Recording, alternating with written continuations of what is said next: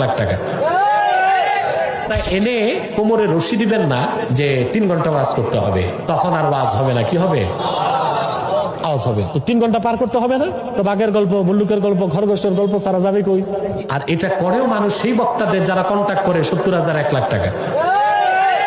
যখন মানুষ আনলিমিটেড কথা বলে তখন তো আর ওয়াজ হবে না, ওই আওয়াজ হবে। বাঘের গল্প, ভল্লুকের গল্প, খরগোশের গল্প। আপনার বক্তব্যে একটা লিমিটেশন থাকতে হবে। এবং সাইকোলজিস্ট তারা বলে যে শ্রোতা 45 মিনিট মনোযোগ দিয়ে বক্তব্য শুনে 45 মিনিটের পর আর তার মনোযোগ ধরে রাখা। এজন্য বক্তা এনে কোমরে রশি দিবেন না যে 3 ঘন্টা ওয়াজ করতে হবে, তখন আর ওয়াজ হবে না। কি হবে? আওয়াজ হবে। তো 3 ঘন্টা পার করতে হবে না? তো বাঘের গল্প, ভল্লুকের গল্প, খরগোশের গল্প সারা যাবে কই? আর এটা করেও মানুষ সেই বক্তাদের যারা কন্টাক্ট করে 70,000 1 লাখ টাকা।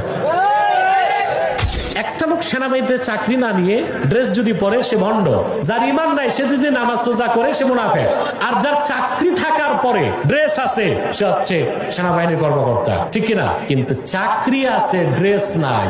ড্রেস ছাড়া মনে করেন সেনা কর্মকর্তা সেন্টু গেঞ্জি একটা লাগায়া শরীয়তপুরে হম্বিতম্বি করতেছে, পুলিশ ধরে যদি 2 খান লাগায় পুলিশের কোনো সমস্যা